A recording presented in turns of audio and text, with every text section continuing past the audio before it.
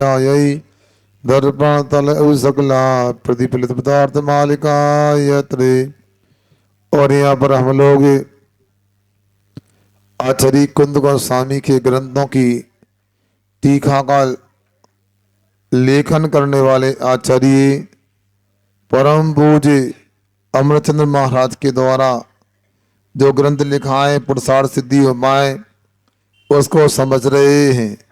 सोचो विचार करो, जिन्होंने अध्यात्म का आनंद लिया, अध्यात्म को लेकर कलम चलाई, अध्यात्ममय जो आचार्य हैं उनके द्वारा ये चरणानी योग परक श्रावकों के विकास के लिए श्राप का आचार के रूप में अपना बीच में स्वाध्याय के लिए उपलब्ध है। यहाँ पर अपने को पहले बताया था, जो अपने कुल परंपरा से या हमारे जीवन में जो बीतराग धर्म मिला उसमें जो विरुद्ध है, ऐसी वस्तुओं का त्याग करना चाहिए। यह सुनो ध्यान से।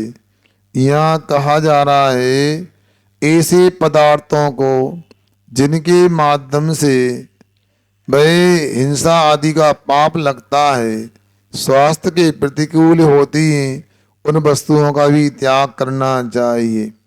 पहले समय में तो थोड़ा श्रम होता था, आजकल तो कोई ऐसी बात नहीं है, बड़े आसानी से सामग्री प्राप्त हो जाती है। सुनते हैं पहले हींग वगैरह आती थी अफगान आदि से, तो वो चमड़े की मशक आदि में थैली में आती थी, क्योंकि हींग जो है मूल में वो ठोस पदार्थ नहीं, वो पेड़ से निकलने वाला एक प्रकार का दूध है। उसको यहाँ पर कारखानों में आटा आदि मिला करके ठोस बनाया जाता है। इसलिए वृत्ति लोगों को ऐसा तो लेना ही नहीं। चर्चा हुई थी जब संघ में थे, तो बताया गया कि हींग में चावल आदि का पाउडर मिलाकर ठोस क्रिस्टल टुकड़े बनाए जाते हैं। जो वृत्ति श्रावक हैं उनको लेना योग नहीं। मगर बचपन का यही भी हमें याद है, घरों में हिंगड़ा का उपयोग होता है। हींग अलग, हिंगड़ा अलग होता है। कहते हैं वो पहाड़ आदि से निकलता है, सेंधा नमक निकलता है, और उसको डाला जाता था। तो आप लोगों को ये ध्यान रखना चाहिए, साधु संतों का प्रसंग हो, सामान त्यागी वृत्तियों की बात हो, तो अपने लिए कभी ऐसी वस्तु का उपयोग नहीं करना जिसके माध्यम से त्रिजीवों की हिंसा की बात आए। मर्यादा का यदि आटा नहीं है तो सामान्य से भी व्यक्ति को नहीं लेना चाहिए। और बाजार का आटा तो आप देखते हो, हमने कभी बचपन का याद है, किसी शादी के कार्यक्रम में देखा मैदा को छाना जा रहा था, तो लगभग 1 किलो मैदा में 25 से 50 ग्राम लटे निकली छानने के बाद। ऐसी वस्तुएं, ऐसी वस्तु को मिलाएंगे तो वो पदार्थ भी लेने योग नहीं है। चमड़े से इस पर और भी पदार्थ होते हैं, आजकल तो शायद नहीं आता होगा, मगर यदि है तो ऐसा घी तेल आदि का भी निषेध किया गया है। मर्यादा का यदि दूध है तो ठीक, दूध लगाने के बाद 48 मिनट के पहले उबाल लिया तो ठीक, उसमें नहीं तो तप जाती निकोत की उत्पत्ति हो जाती है। जिस पशु का दूध है उसी के आकार के छोटे छोटे जीव उत्पन्न हो जाते हैं, महान पाप लगता है। इसको अपने को बचाना चाहिए। आगे और भी बातें हैं। बाजार के आप लोग च्यवनप्राश आदि खाते हैं, पतली दवाइयाँ सिरप वगैरह आते हैं, पेय पदार्थ होते हैं, सब अभक्ष की कोटि में आते हैं। समझदारों को यदि पाप से बचना है, नरक आदि की दुर्गति से बचना है, तो इनसे तो आप बच सकते हैं। अरे मुनि महाराज भी दीक्षा इसलिए लेते हैं, उनको नरक आदि के दुख दर्दों की याद आ जाती है। उन्हें पता लग जाता है यदि मैंने पाप का त्याग नहीं किया तो नरक आदि के दुखों को बार बार पुनः भोगना पड़ेगा। इसलिए अपने लिए जब घर में रहते हो, आप बनाना जानते हो, बनाने में कुशलता है, फिर आप लोग ऐसा क्यों करते हो? बाजार की गंदी गंदी वस्तु हमारे अच्छे अच्छे बच्चों को खिलाते हैं आप लोग। क्यों बच्चे, तुम अच्छे हो कि बुरे हो? सही बोलो, अच्छे हो ना? फिर अपने को घर में बना सकते हैं। बताओ आप लोगों क्या कैसी कैसी मिठाइयाँ, कैसे कैसे खाद्य पदार्थ, नमकीन आदि बनते हैं, ऐसा लगता है ऐसे तो बड़ी बड़ी होटलों में भी नहीं मिले खाने को। बताओ, सुन रहे ना?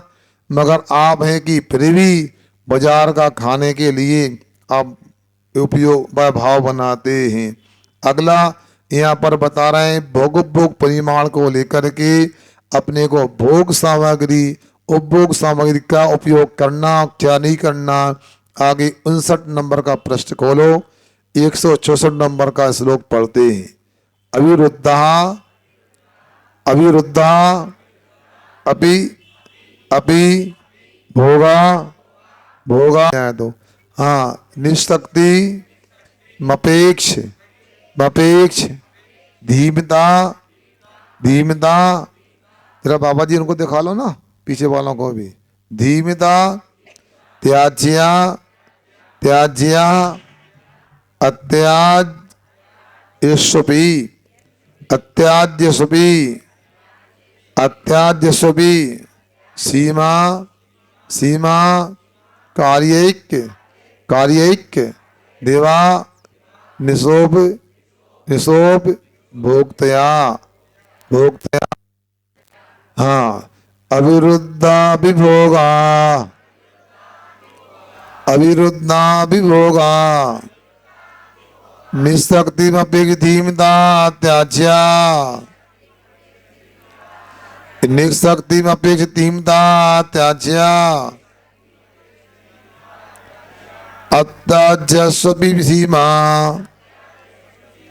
अत्याज्यस्वपि धीमा अत्याज्यस्वपि सीमा कार्य के दीवाने सौभोगतया कार्य के दीवाने सौभोगतया अविरुद्ध अभिभोगा निशक्तिमपेक्षिता त्याज्या अत्याज्य सीमा कार्य के दीवाने सौभोगतया। बोलो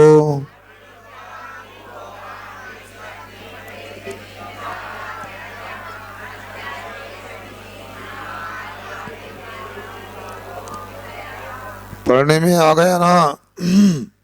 देखो बहुत दुर्लभ योग बनता है और जो लाभ कार्यक्रम में नहीं मिलता वो लाभ प्रतिदिन के स्वाध्याय में मिलता है।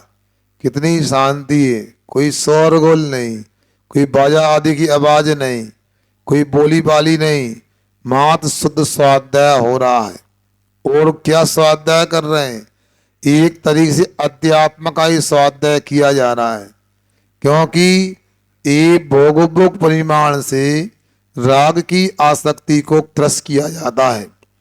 और यहाँ कह रहे हैं धीमता, अर्थात जो बुद्धिमान है, धी यानी बुद्धि होती है, जो बुद्धिमान लोग हैं भाई क्या करते हैं?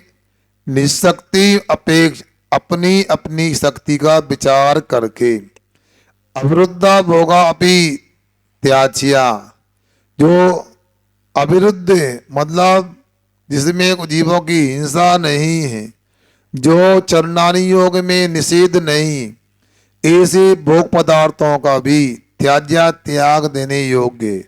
और अत्याजेषु जो भोगोपभोग त्याग नहीं भी कर सकते पूरी तरह से, तो उनमें अभी क्या करना? एक दिवा निशा उपभोक्तया, एक दिन एक रात आदि की सीमा कार्य करना चाहिए। कितना अपने को आसान तरीका बता दिया। बच्चों बताओ कितने घंटे सोते हो? बाबूलाल सोते हो रात में? रात में सोते हो क्या? कितने घंटे सोते हो? बोलो हैं? 10 घंटे सोते हो। तो 10 घंटे क्या सोता होगा? तो 10 घंटे कुछ खाते पीते हो? ऐसा कौन सा बच्चा है रात में नींद लगने पर खाता है? बोलो, रात में नींद लग जाए स्वास्थ्य, क्या खाते हो? बोलो ना। रोटी खाते हो, दाल भात, नमकीन, पापड़, सब तो नहीं, खिचड़ी, सिंगाड़े के भजिया, क्या खाते हो? दूध पीते हो? रात के सोने के बाद, नींद लगने के बाद, नींद लगने के बाद और जगने के पहले क्या खाते हो? स्वास्थ्य की बहन बता, क्या खाते हो? कुछ नहीं खाते ना। जाओ ये बताओ, 6 घंटे 8 घंटे रात में सोने के बाद कुछ खाते नहीं है तो त्याग भी तो नहीं रहता है। इतना भी नियम ले लो, हमारी नींद लग जाएगी और नींद लगने के बाद हम रात में भोजन नहीं करेंगे। हो सकता है ना? ऐसा कोई है नींद लगने के बाद खाएगा? ऐसा तो नहीं। इटारसी में ऊपर टंकी रख ली, पाइप लगा लिए मुंह में और सो रहा है, पानी जा रहा है, ऐसा तो नहीं। बगीचे में गमले में पानी गिरता रहता है, ऐसा तो नहीं। यहाँ नहीं होता ना। तो त्याग कर सकते हैं ना? हाँ, कितने घंटे का त्याग कर सकते हैं? जब तक सोएंगे कर सकते हैं ना? सोएंगे ऐसा कर सकते हैं। अथवा हम 10 बजे के बाद रोटी नहीं खाएंगे, सुबह 6 बजे तक। रात में रोटी खाते हो? कोई नहीं खाता, खाते नहीं है ना। फिर ऐसा ही बड़े लोग भी ऐसा कर सकते हैं कि अरे सपने में खाने बात अलग होती है, इसकी छूट रख लो। हाँ, और बात सोते समय चारों प्रकार आहार का त्याग। सोचो, बच्चे कुछ तो सीख रहे हैं। इतना भी नियम है तो बहुत बड़ी बात है, बड़ों के लिए अनुकरणीय है। मैं कह रहा हूं ना भैया, यदि पाठशाला बच्चे आएंगे तो यदि आकर के कुछ भी याद नहीं करेंगे फिर भी कुछ ना कुछ मिलेगा ही मिलेगा। घर में तो आलस में समय बर्बाद होता है। तो यहाँ ये कहा जा रहा है कि अपनी शक्ति को देखकर, सुनो भैया, यहाँ बात नहीं कर रहे, आप अपनी शक्ति को देख लो, कितनी शक्ति है आप लोगों की। जब कल यदि 4 घंटा उचक सकते हैं, 4 घंटे यदि मान लो नाच सकते हैं, तो 1 घंटा स्वाध्याय करने की शक्ति तो है। बोलो है कि नहीं? है, मतलब 4 घंटे कर सकते हैं। यदि रात में 400 लोग आ सकते हैं तो हम 200 लोग क्लास में आ सकते हैं। शक्ति तो है। अपनी शक्ति का ईमानदारी से उपयोग करो। मैं आपसे बोल रहा हूं, सुनो, मेरी बात पे ध्यान दो। आप लोगों को शायद बच्चों को और बच्चों के माता पिता को लगता है कि यदि बच्चे यदि धर्म में लगे रहेंगे, ये महाराजों के चक्कर में कक्षाएं पढ़ते रहेंगे, वचन में आते रहेंगे, तो इनके लिए गड़बड़ हो जाएगा। लौकिक पढ़ाई में व्यवधान उत्पन्न होगा। चाहे स्वास्थ्य ने कहा, किसने कहा था मेरे से, महाराज 10 दिन शिविर में रहे हम तो लग रहा था नंबर गड़बड़ हो जाएंगे, मगर महाराज जी शिविर के बाद तो बहुत अच्छे नंबर है। हमेशा नहीं आते ऐसा नंबर, तो बता भाई, ये याद रखो। जैसे मैंने कई बार आपसे कहा, धन तराजू से नहीं आता, धन सुनो लीटर मीटर से नापने से नहीं आता, धन तो पुण्य कर्म से आता है। और पुण्य कब से आता है? धर्म करने से आता है।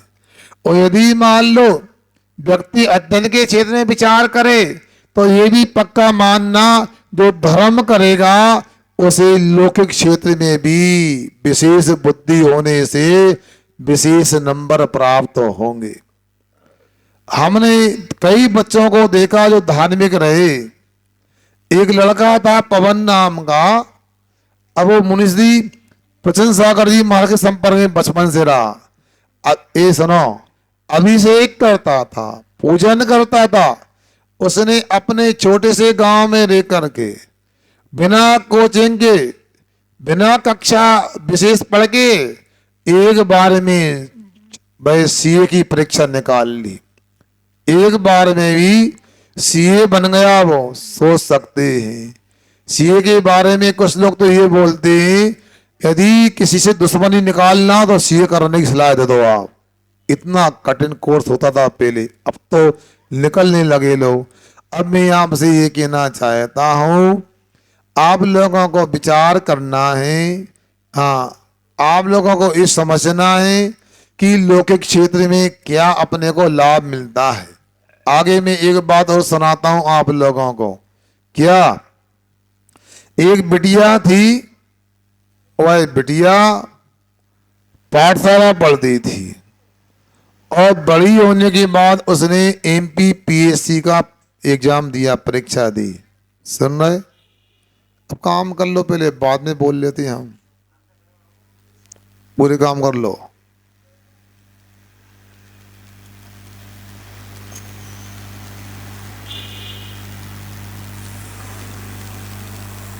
हो गए काम पूरे? अब बोले हम? ऐसा नहीं, एक बार में एक काम होना चाहिए।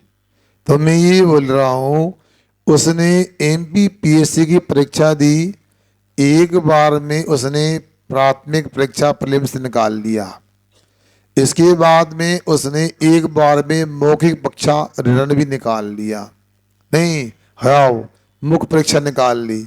इसके बाद क्या होता है? इंटरव्यू ओरल होता है। वो देने गई तो भोपाल में थे। महाराज आशीर्वाद दो, हमारी आज इंटरव्यू है, मौखिक परीक्षा है। हमने उसको आशीर्वाद दिया और पहले से ही आती थी। पिताजी भी उसके एडिशनल SP हैं, रिटायर हो गए अब तो, इंदौर से। और परीक्षा देने गई और बाद में पुनः आई। कई लोग तो स्वार्थी होते हैं, आशीर्वाद ले लिया, इसके बाद भूल जाते हैं महाराज को। वो दोबारा परीक्षा के बाद भी आई, नमस्ते किया, महाराज जी आपके आशीर्वाद से अच्छा पेपर गया और अच्छे नंबर आने की संभावना है। तो उन्होंने पूछा, क्या आया? कि महाराज जी हमारे लिए पहले पूछा आपका नाम क्या है, तो हमने सरनेम जैन बताया, तो उनको अच्छा लगा। फिर पूछते हैं आप तीर्थंकर को जानती है? जानते हैं। तीर्थंकर किसे कहते हैं? तीर्थंकर के चिन्ह क्या होते हैं और तीर्थंकर कितने होते हैं? हमसे पूछा, हमने क्रमशः तीर्थंकर के नाम बताए और तीर्थंकरों के चिन्ह बता दिए और उसका परिणाम ये निकला, हमारे लिए अच्छे नंबर प्राप्त हुए। और कुछ दिनों बाद पता उसने हमारे लिए DSP के लिए सिलेक्शन हो गया हमारा। बताओ, अब आप लोग सोचो, अपने बच्चों को कमरे के अंदर तिजोरी में रखोगे तो कैसे उत्थान होगा? बच्चे यदि सप्ताह में और एक दिन पूजा करने नहीं आएंगे, दिन में एक बार मंदिर नहीं करेंगे, तो उनके जीवन का विकास कैसे हो सकता है? इसलिए आप लोगों से बार बार बोल रहा हूँ, धीरे धीरे सही, थोड़ा थोड़ा अपने को धर्म को समझना चाहिए, सुनना चाहिए। और जितनी शक्ति हो, यहाँ जबरदस्ती नहीं, मैं निशक्ति में अपेक्षा, अपनी शक्ति को देख कर करना। सुबह बैठ जाओ, मजाक नहीं करो, मुझको नहीं जाना मत जान दो उसको, बार बार बुला रहा है उसको। अब क्या कह रहे? अपनी शक्ति को नहीं छिपा करके जो वस्तु वह सीमा करने के योग्य कर लेना चाहिए। और यदि मान लो आपको त्याग करना है, तो ऐसा मत समझना कि अभक्ष का त्याग किया जाता है। अभक्ष का तो त्याग होता ही जो हमने पहले बता दिया। 5 तरह के अभक्ष बताए थे, भूल तो नहीं गए? पहला कौन सा था? त्रिशिंसाकारक। कौन सा? आप लोग हमारी बात को भूल जाते हो। बताओ, ना फ्लेक्स छपा, ना कोई विशेष सूचना मिली। कल 500 लोग कैसे थे वहां स्कूल में नाचने के लिए? बताओ, विचार करना, 500 लोग गरबा में कैसे थे? बताओ। मगर हमने 5 बातें बताई, आप याद नहीं कर पाए। पहला अभक्ष कौन सा? त्रिशिंसाकारक। दूसरा अभक्ष प्रमाद कारक। तीसरा कौन सा? अल्प फल बहुविघातक। चौथा कौन सा था? अनुपसेव्य। 5वां कौन सा? बोलो। अब आपको आगे पढ़ा के क्या करें, इन्हें याद कराएं। पहला बोलो, त्रिशिंसाकारक। सब बोलना, हम नहीं जानते, रात में खूब भजन कर रहे थे तुम लोग। जोर से बोलो, त्रिशिंसाकारक, त्रिशिंसाकारक, प्रमाद कारक, प्रमाद कारक, अल्प फल विघातक, अल्प फल बहुविघातक, अल्प फल बहुविघातक, अल्प फल बहुविघातक, अनुपसेव्य, अनुपसेव्य और अनिष्टकारक, अनिष्टकारक। तुम बताओ। अच्छा, पहला, दूसरा, तीसरा, धीरे धीरे बोलो थोड़ा। अल्प फल बहुविघातक बोलो। चौथा, चौथा, पांचवा, पांचवा, चौथा, तीसरा, दूसरा, पहला, दूसरा, पहला, तीसरा, पांचवा, चौथा। चलो पांचों का नाम बताओ एक साथ। ये बच्चों नाम बोलो।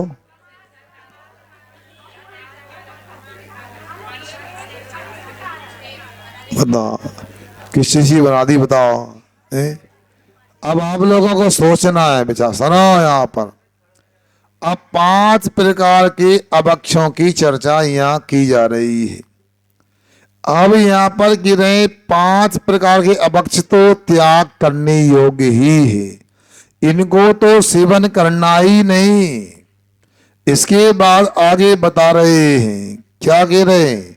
जो भक्ष्य पदार्थ हैं, सुनो, मर्यादा का दूध है, मर्यादा की मिठाई है, मर्यादा का नमकीन है, फल है, सब्जियां हैं और भी वनस्पतियां हैं, इनकी भी सीमा कर लेना चाहिए, इनका भी परिमाण कर लेना चाहिए।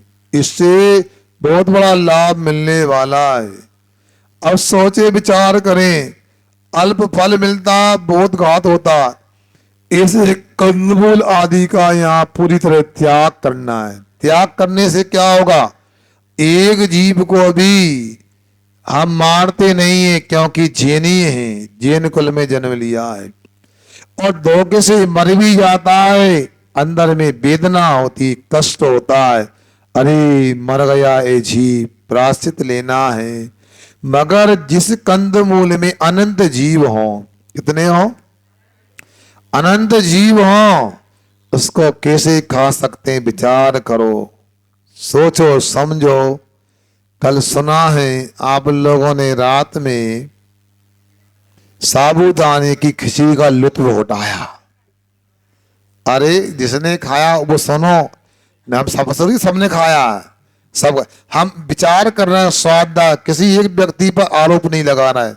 साबूदाने की खिचड़ी खाई या नहीं खाई, मगर विचार तो कर सकते हैं ना। मैंने खाई क्या, मगर विचार तो मैं कर सकता हूं। साबूदाना बनता कैसे, विचार किया आप लोगों ने? जो वीडियो दिखाया उसके अनुसार मैं बोल रहा हूं। सुनो बाबू भाई, सुनना ही है, सुन रहे हमारी बात? हाँ, वो साबूदाना की खिचड़ी खाई थी तुमने? नहीं खाई? बोला ना, कोई से ना कहे, बता दो बाबू, बोला ना। 20 रुपए की थी ना? कितने की थी? है? अरे अब बोलो, मगर मना नहीं, पहले समझो। ये कह रहा हूं, साबूदाना बनता कैसे? खूब हमारे पिताजी के पैसा लग रहा है का? सुन रहे? आप खाओ, अच्छे से खाओ, हमारे पिताजी खर्चा क्या होने वाला है? और तुम क्या खर्चा करवा हमारे पिताजी की? अरबों रुपया आ रहा है उनके पास। तो सुन रहे ना, अरबों रुपया का दान आता है आचार्य विद्यासागर जी के यहाँ। तुम क्या खर्चा कर पाओ उनके पैसा? और कर भी लिए तो हमारा क्या जा रहा? मगर मैं पूछ रहा हूं, साबूदाना बनता कैसे है? विचार तो कर लो। खाने के लिए हम मना कैसे करें? और करने से भी क्या होना? क्या हमारे कहने से आप मानने वाले हो? जिनको बुलाते हैं कि वो आ ही जाते पूरे लोग, भगाए तो सब भग ही जाओगे। अभी मैं गुस्सा में आके भगाऊंगा, भगो यहां से, भग जाओगे पूरे लोग, भगोगे भी नहीं। बताओ तो मेरे कहने से, मगर विचार तो करो। बात क्या है? वहां तमिलनाडु का कोई दृश्य दिखाया फैक्ट्री का, जो बड़े बड़े कंद होते हैं ना, क्या बोलते हैं इसको, है? जो अभी शक्कर कंद और भी होते हैं, गालू, क्या सकला वगैरह, जो अभी उनको बड़े बड़े होजों में डाला जाता, और सुनो, डाल करके पानी में उसको सड़ाया जाता और उसमें हेलोजन के माध्यम से लाइट फेंकी जाती। उसमें सुनो अनंत की संख्या में लटें उत्पन्न हो जाती। फिर बाल श्रमों को उतारा जाता होजों में। जैसे आप लोग इधर देखो, बातें आपस में कर रहे थे। मैं ये कह रहा हूं, होज में बच्चों को उतारा जाता। आपने कभी कुंभकार की मिट्टी को देखा वो कैसे पैरों से कुचलता है? नहीं देखा कभी है? वैसे ही उस कंद को पैरों से कुचला गया। इसके बाद उसको मशीन में डाल करके प्रक्रिया के साथ केमिकल मिला करके वो गोली के रूप में बना दिया गया। अब ये प्रक्रिया दूसरी तो मैं नहीं कह सकता हूं। यदि वो कंद के माध्यम से बनता है और सड़ाकर तरजीवों की उत्पत्ति कराई जाती है तो क्या जैन कुल में रहने वाले को, क्या चाहे जैन हो चाहे जैनेतर, यदि थोड़ा भी अहिंसा में विश्वास रखते हो तो ऐसी वस्तु को तो कभी खाना नहीं चाहिए। आप लोगों को सोचना है हम क्या क्या खाते हैं घरों में। मैं बेगमनी में चतुर्मास हुआ तो देखता था, टोस्ट बनते थे, पैरों से कुचला जाता था आटे के लिए। ये आप लोग क्या सोचते हैं घर की बासी रोटी तो अच्छी नहीं? अरे हम नहीं खाए, बासी रोटी खा सकते हैं। मताई लड़की से, लड़की तो बिल्कुल ना खाए, मम्मी तुम्हें खाना खा लो, हम ना खाए हैं, हम बासी रोटी खाएं। मगर बिस्किट, टोस्ट, आयरन ब्रेड, अरे खाते कि नहीं खाते बता? विचार कर लो। आप लोगों को सोचना है, मैं त्याग नहीं करा रहा हूं। मैं तो इतना ही सोचता हूं, इटारसी के लोगों ने, पूरे लोगों ने सप्तमिशन का त्याग कर लिया, अरे मांस मदिरा का भी त्याग कर लिया, तो चतुर्मास करना सार्थक है मेरा। मगर इनका तो विचार कर लो। आखिर खाते हो तो मना करूंगा क्या मैं? मगर क्या खाना है? इंसानों की तरह भी अपन नहीं हो पा रहा है, जबकि पशुओं के बारे में सुनते पुराण ग्रंथों में कि पशु भी अभक्ष नहीं खाते। भाई वृत्ति बनने के बाद रात में पानी नहीं पीते, भाई हरी पत्तियां नहीं खाते, सूखे पत्ते खाकर काम चलाते। पशु पर्याय में भी अब बताओ, बड़ी बड़ी मूछें रखते हो और पूछ बालों से गए बीते हो, तुम्हारे मूछों का सम्मान कैसे रहेगा बताओ? मूछ तो हो अच्छी बात है, मगर आप पूछ बालों के बराबर तो आ जाओ तो बात बन सकती है। तो यहाँ ये कहा जा रहा है, जब भक्ष पदार्थों की भी सीमा करना है, भक्ष पदार्थ की मर्यादा करना है, तो अभक्ष की बात तो कहना ही क्या। इसलिए आप लोगों को ये समझना है। आप लोगों ने कल दीक्षा दिवस मनाया कि नहीं मनाया? आवाज नहीं आ रही क्या बात? मनाया था ना, और कुछ मनाया था क्या? अब सुनो, आप लोगों ने संयम दिवस मनाया, संयम का उपदेश सुना, मगर अपने जीवन में कुछ संयम तो आना चाहिए ना। हमने कल, यदि ईमानदारी की बात है, आप लोगों के द्वारा कल संयम दिवस दीक्षा दिवस मनाया कहाँ गया? मनाया था क्या? बोल का नहीं रहे, बनाया था तो अच्छा मनाया था। कोई हमको गिफ्ट वगैरह दे दिया आप लोगों ने? कोई दिया हमको? चवन्नी अठन्नी दही कछु हमें? फिर कह रहा थे चवन्नी लाए थे क्या? अच्छा, एक बहन जी 500 नोट लेके आए थे, बताओ इतने से लेके आया, बताओ 500 लाए खेंगे बताओ? अरे हजारों की बात है, बताओ क्या होता हजारों में आज के जमाने में? कार भी नहीं आती, बाइक भी नहीं थी 22,000 में। मैं ये कह रहा हूं, आप लोगों को कल कायदे में हमारा दीक्षा दिवस मनाना था। बच्चों, हमारे दीक्षा दिवस में थे आप लोग? अरे मनाया कहाँ आप लोग थे? तो अरे हम ये कह रहे आपसे, आप लोगों ने तो बस पूजन की, वो पेड़ा पकड़े चलते बने। मगर आपने, हम बात और बता दूं आप लोगों के लिए, मैं ये कहना चाहता हूं आप लोगों से, क्योंकि मैं आपकी शिकायत नहीं कर रहा हूं, आगे कोई महाराज जी आए तो आपको करना चाहिए क्या? अरे कल संयम का दिन था, सकल संयम का दिन था, एक नहीं 10-10 लोगों ने दीक्षाएं ली, सबको त्याग कर दिया। आपको कल कोई ना कोई छोटा सा नियम लेना था। क्या लेना था? आपको कायदे में महाराज के लिए उपहार में, क्या सोना चांदी की बात नहीं कर रहा हूं मैं, हीरा मोती की बात नहीं कर रहा हूं। अरे एक छोटा सा त्याग तो कर सकते थे। महाराज मैं अफ्रीका के नरीले का खाने का त्याग करता हूं। सुनो, मैं अफगानिस्तान की इलायची का खाने का त्याग, कुछ तो नियम ले सकते थे। बोलो, आप नियम ले सकते थे हम ऑस्ट्रेलिया में मकान नहीं खरीदेंगे। अरे इतना ही नियम ले लेते, हमारा त्याग आज से अंतरिक्ष में प्लाटिंग हो रही है, हम नहीं लेंगे प्लाट त्याग अंतरिक्ष का। सुन रहे ना? अरे हंस रहा है, बताओ तो नियम का ले सकते थे ना, बताओ। अब मगर आपने कौन सा नियम लिया? इतनी माता बहने बेटी हैं, बताओ भाई बेटे, यहाँ की बहनों से कहूंगा बुरा नहीं मानना, हर जगह अलग लगा इस बार। सोचो कल मुझे बताना पड़ा भाई यहाँ कार्यक्रम हो रहा है, एक रंगोली तो डाल सकते हैं अपन लोग, बताओ। अब बाद में कहने के बाद अलग होता है, अरे कहने के पहले बताओ इतना तो कर सकते हैं, अपने घर से एक मुट्ठी रंगोली की धूल ले आते डाल देते आप लोग। मगर आप लोगों को मैं शिकायत नहीं कर रहा हूं, न अपेक्षा। अगला कोई साधु आए तो आप लोगों को ध्यान रखना चाहिए, इसे संयम की अनुमोदना करने में पीछे नहीं रहना चाहिए। वो संयम का किसी भी रूप में, आहार दान के रूप में, नियम के रूप में, उत्सव के रूप में। मगर यहाँ के युवा लोगों की हम तारीफ करेंगे, उन्होंने कई दिनों से तैयारी की और रात के 3-3 बज गए वो काम करते रहे, मगर ताली उतनी नहीं बजी जितना नहीं मेहनत की है। बताओ, आप लोगों ने भी उनको प्रोत्साहन दिया, आप भी काबिले तारीफ, ऐसा नहीं। मगर अगली बार कोई महाराज जी आए, उनका दीक्षा दिवस आए, कोई भी संघ के हो, तो आप लोगों के लिए भरपूर अनुमोदना करने में लाभ लेना चाहिए।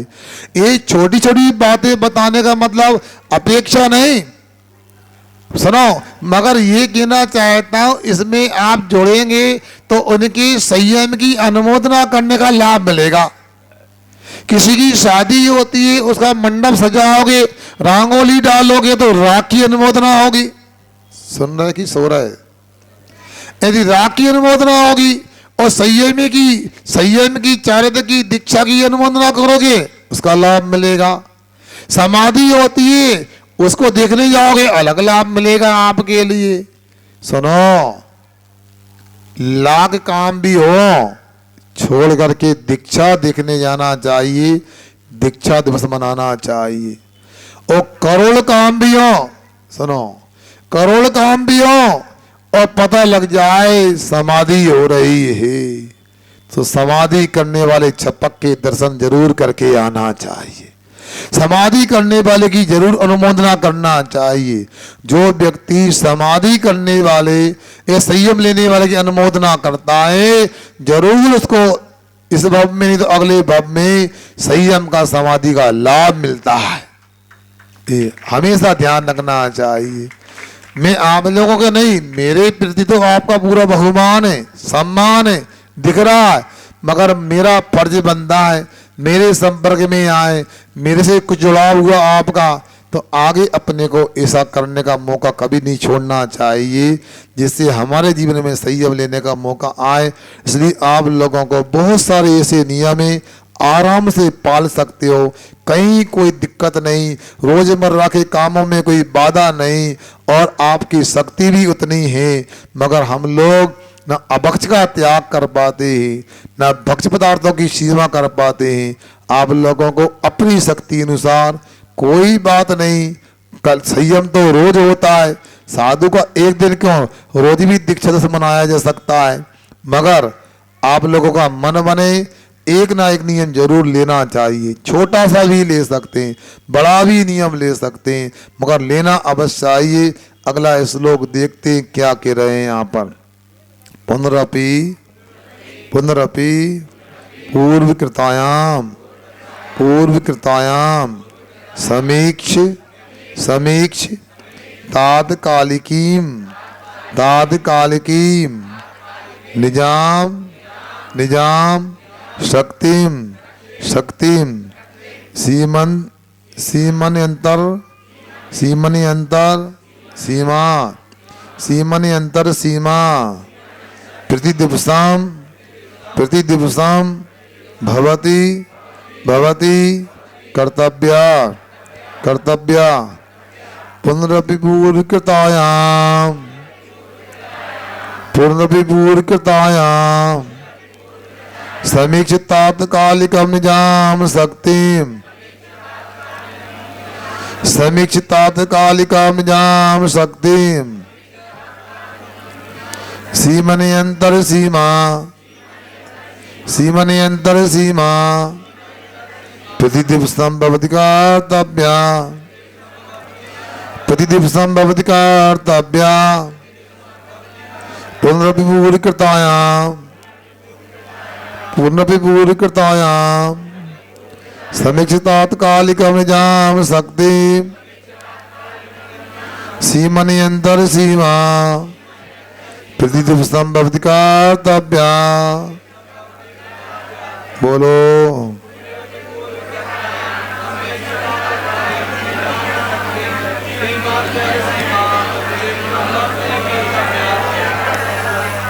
आचार्यों का जितना भी आह्वान माने उतना कम है। जिन आचार्यों ने ऐसे शास्त्रों की रचना की है उनका तो बहुत बड़ा उपकार है, अपने को कभी नहीं भूलना चाहिए। यहाँ अपने को पाप रूपी गर्त से बचाने का प्रयास किया जा रहा है। ए आवाज नहीं, ए बच्ची आवाज नहीं करो, हाथ जोड़ के बैठो। तो क्या कहा, यहाँ पहले बता दिया अपनी शक्ति के अनुसार, जो आचार शास्त्र में निषेध नहीं, जीनाचार में जिसका निषेध नहीं, जीन घर में जिसका निषेध नहीं, ऐसी पदार्थ ऐसी वस्तुओं की भी सीमा कर लेना चाहिए। और इतना करने के साथ जो त्याग करने योग्य उसका भी त्याग करना चाहिए। अब यहाँ ये बताया जा रहा है कि पूर्व कृतायाम, पूर्व में जो हमने सीमा की है, सीमांकन किया है, उस सीमा में पुनः और भी क्या तात्कालिकम तात्कालिक निजाम शक्ति समीक, पुनः यदि अपनी शक्ति को देख करके प्रतिदिवसम रोज रोज अंतर सीमा, उसके अंदर भी सीमा कर्तव्य भवती, करने योग होती है।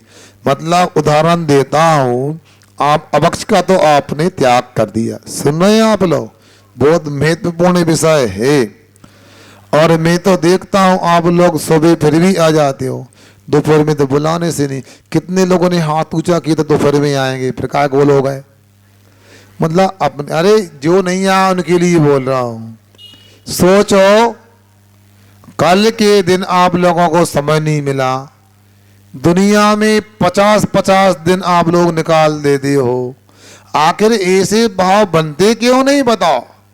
मुझे बड़ी हैरानी थी, समाज के मुखिया कहलाते, स्तंभ कहलाते हैं, मगर हैरानी की बात है कि कल दीक्षा दिवस में दिखी नहीं। ये बच्चों को बुला रहे दियाना स्कूल वालों को, बाहर खड़े हल्ला कर रहे हैं, वो वर्धमान स्कूल के बच्चे होंगे, देखो बुला लो, या तो चले जाए या अंदर आ जाए, हल्ला ना करें वो। हाँ, अब मैं क्या बोल रहा हूँ आपसे, मैं ये बोल रहा हूँ, दो बोलो, विचार करो, कल आखिर समाज के स्तंभ कहलाते थे, मैं एक का नाम नहीं लूंगा, आखिर उनका कर्तव्य नहीं था। सुनने में तो ये आया था ये बच्चों का प्रोग्राम इसलिए नहीं आएंगे, मतलब बच्चों से इतनी गिलानी, इतना परहेज बच्चों से कि आने को तैयार नहीं। आगे हैं तो आपके बच्चे, मगर ये तो बड़ा शोचनीय विषय है कि बड़े लोग क्यों नहीं थे। मैं उनको मन से नाम नहीं लूंगा, अलग से पूछूंगा। अब कल ही बाहर जाने की आवश्यकता थी, कल ही घर में रहने की आवश्यकता थी, कल यहाँ क्यों नहीं आया। आखिर विचार करो, सोचो। और आप लोगों को यदि संयम की अनुमोदना करने की भावना नहीं होगी तो फिर आप सोचो कैसे कल्याण करोगे। ये बच्चे क्या चुनाव में खड़े? भाभी अच्छा लग रहा मौसम ठंडी में। सुनो अब ठीक हो, उनको सब बातें बोलना पड़ता क्या?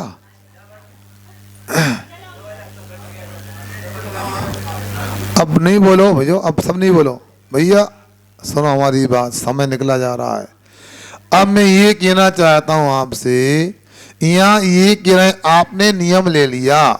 सुनो इधर देखो, माना कि हम एक दिन में 5 बार खाएंगे। कितनी बार नियम लिया बच्चे लिया? कितनी बार का नियम लिया? एक दिन में 5 बार खाएंगे। ये हमारा जीवन पर्यंत का नियम हो गया, आजीवन का नियम हो गया। अब सुनो, आजीवन का नियम हो गया ना। हाँ, अब इसके बाद में ये बच्चे हो वहीं पड़ जाओ ना, जरूरी क्या? अब 5 बार का नियम ले लिया। अब आज लगता है हमें 5 बार की आवश्यकता नहीं। सुनो, आज हमारा पेट भरा, ज्यादा सुनो ठोस भोजन हो गया हमारा, आज हम 2 बार ही खाएंगे।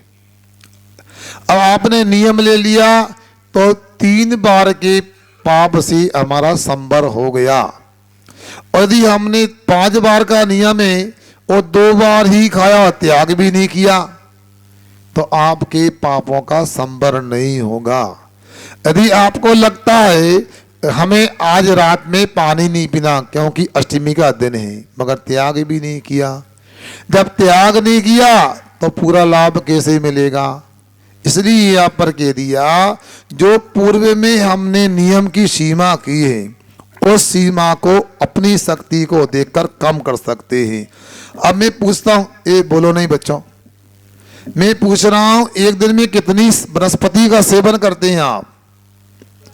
मैं हारी का नहीं बोलूंगा, तुम बुंदेलखंडी लोग हो, चालाकी करते हो कि केला तो ऊपर से पीला होता अंदर से हरी का त्याग है, पीले सफेद का त्याग नहीं। सेब फल अंदर सफेद होता बाहर से है, इसलिए वो खा सकते हैं। सुना है टमाटर लाल होता है, हरी में नहीं आता। सुनो, तो मैं कह रहा हूं मैं हरी पीले की बात नहीं, मैं वनस्पति की बात करता हूं। आपने नियम ले लिया कि मैं एक दिन में 5 वनस्पति लूंगा। कितनी? हाँ, कितनी खाते हो? कोई सीमा नहीं है, मिल जाए बस महाराज, सब खा जाए हम तो हैं।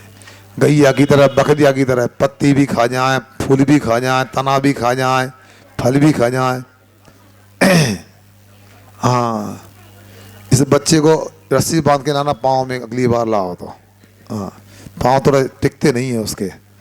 अब सुनो, आपने यदि नियम लिया है 5 खाऊंगा और घर में एक ही सब्जी बनी आज तो 4 का त्याग कर दो ना। मिलने है नहीं है, त्याग है नहीं। क्यों भाई बताओ, मेस में कितनी सब्जी मिलती है? जल्दी बोला ना, डरो नहीं है। 1 मिलती है। दिन भर में कितनी मिलती हैं?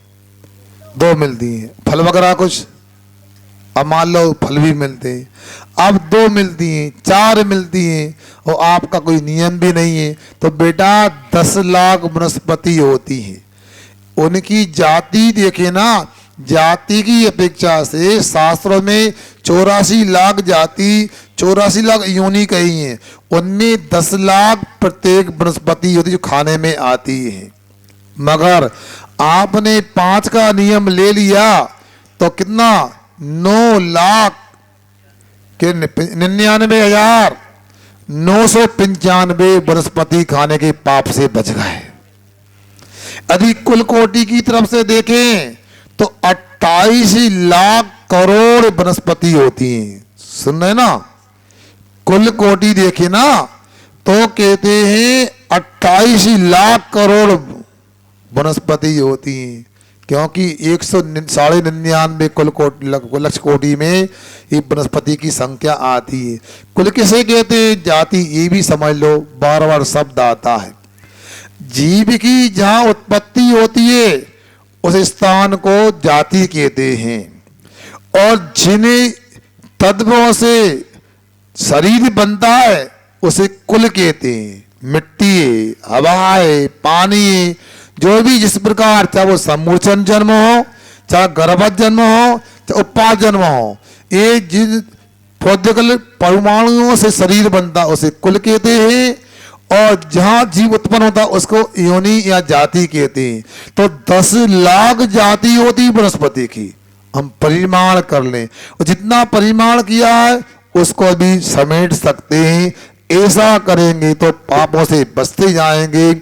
आचार्यों की परम अनुकंपा है, हम जैसे अज्ञानी जीवों को, पंचम काल के पापी जीवों को परमात्मा बनने की बात बता रहे हैं, इंसान बनाने का प्रयास कर रहे हैं। एक श्लोक का उच्चारण करके अपनी बात पूरी करते हैं। इति या परिमित हो गई, परिमित हो गई, संतुष्टस त्यजति त्यजति बहुतरान भोगान बहुत रहिंसा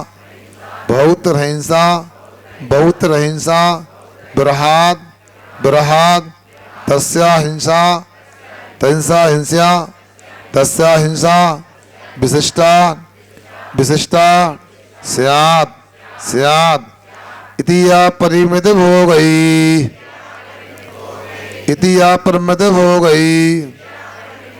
संतुष्ट त्यजति बहुतरान भोगान, संतुष्ट त्यजति बहुतरान भोगान बहुत रहिंसा बृहद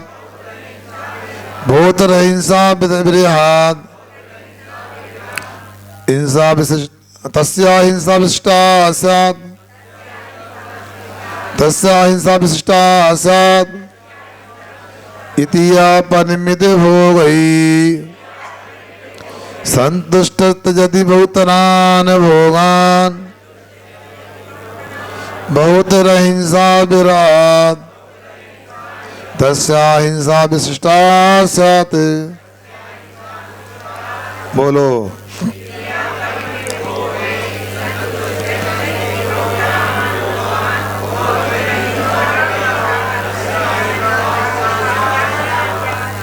अब देखो यहाँ क्या कह रहे हैं, यह जो व्यक्ति जो ग्रस्त इति इस प्रकार इस तरीके से परिमित हो गई संतुष्टा, यानी सीमा की गए भोगों से संतुष्ट होकर के बहुतरान भोगंत यदि बहुत सारे भोगों को त्याग करता है, तस्य बहुतर हिंसा विराट उसकी बहुत सारी हिंसा का त्याग होने से विशिष्टा अहिंसा से विशेष प्रकार की अहिंसा हो जाती है। उत्तम अहिंसा व्रत का पालन करने वाला वह हो जाता है। देखो यहाँ पर अपने लिए बता रहे हैं, यहाँ पर हम लोग पंचम काल में जन्मे हैं। मैं पूछता हूँ यहाँ कौन कौन को चक्रवर्ती पद की संभावना है, जीवन के अंतिम समय तक मिल जाएगा? क्यों भाई, क्यों प्रशांत कुमार जी? चक्रवर्ती बनने की संभावना है, राष्ट्रपति बनने की संभावना है, प्रधानमंत्री की, मुख्यमंत्री की, सांसद की, विधायक की, नगर पालिका अध्यक्ष की, बोलो पार्षद की, घर के मुखिया बनने की। वो ही नहीं बन पा रहा है, बच्चे ही नहीं सुने हमारी बात है। अब ये बताओ, त्याग नहीं है। अब यदि कोई यहाँ पर पंचम काल में चक्रवर्ती नहीं बन सकता है, मगर मैं पूछता हूं आपका कोई नियम है क्या? परिग्रह का परिमाण है क्या? भोगों का परिमाण है क्या? नहीं है तो होना चाहिए। और आगे बताओ, अब चक्रवर्ती की 96,000 रानियां, ए बच्चों सुनो बच्चों, चक्रवर्ती कितनी रानियां होती हैं? कितनी? अच्छा, इटारसी की जनसंख्या कितनी है बता? पूरे गांव में मिलके भी 96 रानी ना हो पाए। अब सुनो, अब मैं ये पूछ रहा हूं, त्याग भी तो नहीं, जिसने अपने जीवन में नियम ले लिया, स्वयं द्वारा संतोष या स्वयं पति संतोष, उसने 95,999 स्त्रियों का पाप का संपर्क कर लिया। जिसने नियम ले लिया मैं 3 बार भोजन करूंगा, अनंत बार खाने की पाप का संबर हो गया। जिसने नियम ले लिया एक दिन में 5 जोड़ी कपड़े पहनूंगा तो हजारों जोड़ी कपड़ों के पाप का संबर हो गया। उसने नियम ले लिया आज 5 जोड़ी नहीं मैं 2 जोड़ी कपड़े पहनूंगा तो 3 जोड़ी पापों का भी संबर हो गया। इस प्रकार आप लोगों को छोटे छोटे नियम हैं, आपको लेकर के अपनी आत्मा को पापों से बचाना होगा। मैंने जो बातें बताई थी ये बच्चे नहीं आ पाए थे, मैं दोबारा बोलता हूँ। विद्यालय के अपने विद्यालय के बच्चे हैं, मैंने इनको एक बात सुनाई थी कि मेरे संपर्क में एक बिटिया आई भोपाल में, उसने मध्य प्रदेश लोक सेवा आयोग की परीक्षा दी MPPSC की। वो बिटिया पाठशाला में धर्म की बातें पढ़ती थी और 4-5 साल उसने पाठशाला पढ़ी, संभवतः जवाहर चौक की पाठशाला पढ़ती होगी वो। और उसके पिताजी कई जगह पुलिस में रहे। वो पाठशाला कभी नहीं छोड़े, आवाज नहीं करो, पाठशाला कभी नहीं छोड़ती थी। बड़ी होकर उस बिटिया ने जब MPPSC की परीक्षा दी और वो प्रीलिम्स में भी निकल गई, प्राथमिक परीक्षा में, मेंस में, मुख्य परीक्षा में भी निकल गई। और जब उसकी मौखिक परीक्षा थी, इंटरव्यू था, आशीर्वाद लेने आई और बाद में उसने बताया हमसे धर्म का पूछा था कि आप जैन हो तो तीर्थंकर किसे कहते हैं, तीर्थंकर के नाम और चिन्ह बताओ। और मैंने बता दिया तो बड़ी प्रसन्न हो गई। जो बाइबल लेने बहन आई थी, मैडम आई थी, और उस बिटिया का उसे परीक्षा में पाठशाला पढ़ने के कारण किनारे पे सही मगर उसका सिलेक्शन हो गया। यदि 1 नंबर भी कम रह जाता तो वो DSP नहीं बन पाती। बता पाठशाला की क्या योग्यता है, क्या आवश्यकता, आपने सोच लो। उससे मैंने फिर पूछा, मैंने कहा बेटा बताओ, अभी भी मैं आ गया था 6 महीने पहले भोपाल, वो DSP की ड्रेस में आए थी। उसकी शायद भानपुरा एरिया में DSP की पोस्टिंग भोपाल में, उसकी श्रीमान भी DSP हैं पठारी के, वो भी वहाँ पर हैं, पोस्टेड हैं।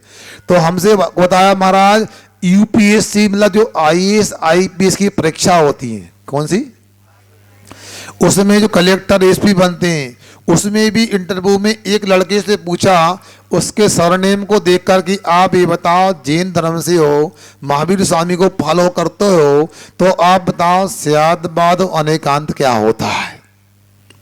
अब सोच लो, ये बच्चे ने स्यादवाद अनेकांत का उत्तर दे दिया, बता दिया। आज वो व्यक्ति दिल्ली में वित्त मंत्रालय में अधिकारी है। आपको अपने धर्म पे गर्व हो या ना हो, उन लोगों को फिर भी गर्व है जो लोग धर्म को अभी ABCD भी नहीं जानते हैं। अब मैं किसी का नेता का नाम लूंगा, कहीं चुनाव का प्रचार ना हो जाए, मगर सोचो उस व्यक्ति के अंदर में कोई ना कोई जगह तो होगी जैन धर्म के प्रति। वो व्यक्ति जो राष्ट्रीय लेवल का नेता है, हमारे स्वर्गीय रतनलाल जी बेनाला जी से 15 दिन तक जैन धर्म पढ़ने आता है, बच्चे पाठशाला में आते हैं। 15 दिन तक लगातार जैन धर्म की शिक्षा उसने प्राप्त की। आखिर राजनीति में भी धर्म की आवश्यकता दिख रही है, जब प्रशासन में शासन में जैन धर्म की आवश्यकता है। आप यदि जैन धर्म नहीं जानोगे तो क्या बोलोगे। आपका बच्चा कितना भी बड़ा अधिकारी बन जाए, धर्म की 2 बातें जानता नहीं तो क्या मतलब। अब चूंकि मैं तो जैन समाज का साधु हूं, कौन हूं, अब मुझे भी कभी भाई जैनेतरों के पीछे बोलना पड़ता है। अब मालूम मुझे भगवत गीता की बात याद ना हो, मुझे कुरान की बात याद ना हो, तो मैं क्या बताऊंगा, ये पढ़ाऊंगा, ये तो समझ में नहीं आएगी। एक मेरे बचपन के शिक्षक थे CL चौरसिया, जब मैं सिरोंज गया तो उन्होंने मेरे सम्मान में सबको लेकर के आए और ग्रुपिंग फोटो वगैरह निकलवाई, फिर भी संतुष्टि नहीं हुई हमको देखकर। उन्होंने कहा महाराज जी को कुछ उपहार देना चाहते, गिफ्ट देना चाहते, तुम तो कछु मत लाओ, हम घर में तिजोरी में रखो, गिफ्ट देना चाहते हैं तो क्या दे सकते हैं महाराज को, सोना चांदी तो लेंगे नहीं, रुपया पैसा। उन्होंने बड़े सम्मान से एक गोरखपुर से पुस्तक मंगाई और भागवत गीता मुझे भेंट की। और मुझे लगा जब पुस्तक आई है तो पढ़ना चाहिए, तो मैंने कई प्रश्न उसके ऊपर किए। एक श्लोक बहुत अच्छा है, निर्माण मोहादित संग जोता संग निर्माण मोहादित संग दोषा अध्यात्म नित्या विनिवृत्त कामा सुख दुख के संगी द्वंद्व मुक्ता गच्छत मूढ़ा पद्मभ्यम। ऐसा श्री कृष्ण जी ने मान लिखा। जब उन चौरसिया जी ने पूछा किसी जैन व्यक्ति से, महाराज को पुस्तक दे के आप पढ़ते के नहीं पढ़ते हमारे धर्म की पुस्तक? उन्होंने कहा, सुनो चौरसिया जी, महाराज पढ़ते नहीं, एक एक श्लोक पर एक एक घंटा बोलते हैं। जब वो हमारे पास आए तो हमारे होकर के रह गए। बताओ, सुन रहे आप? इसलिए आपसे कहता हूं, धर्म की पढ़ाई करो। जैन होने के नाते आपको इतना पता होना चाहिए, आपके साधु कपड़े क्यों नहीं पहनते, आपके हाथ में हार क्यों करते हैं, आपके महाराज खड़े होकर भोजन क्यों करते हैं, आपके महाराज का जीवन क्या होता, क्या बता पाओगे यदि पाठशाला नहीं आओगे तो? क्यों बंगू भाई, क्या उत्तर दे पाओगे? इसलिए पाठशाला की आवश्यकता सबको है, बच्चों को भी है, बड़ों को भी है। कई लोग से पूछे आपके पास कपड़ा क्यों नहीं पहनते, अब महाराज से पूछ रही, हम नहीं जाना कहा नहीं पहनाते, नाक कटा दी तुम लोगों ने, बताओ। इसलिए आप लोगों को धर्म की प्रभावना ज्ञान से भी करना चाहिए। वो बच्चा मुझे याद आता, ट्रेन में बोलता सरदार जी से, हम रात में नहीं खाते क्योंकि हम जैन हैं। सरदार जी कहते, भाई खा ले, अब तो लाइट आ गई है, अब तो बाल कटा सकते हैं। सरदार जी ने कहा, सॉरी मैं गलत था, समझ में आ गया। सब अपने धर्म के सिद्धांत होते हैं, सबको फॉलो करना चाहिए। जैसे हमको बाल नहीं कटाना चाहिए, वैसे जैन समाज के लोगों को रात में नहीं खाना चाहिए।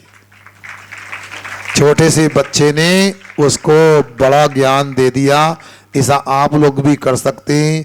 इसलिए मैं चाहता हूँ सभी को, बच्चों को, बड़ों को, महिलाओं को, पुरुषों को, कन्याओं को पाठशाला आना चाहिए।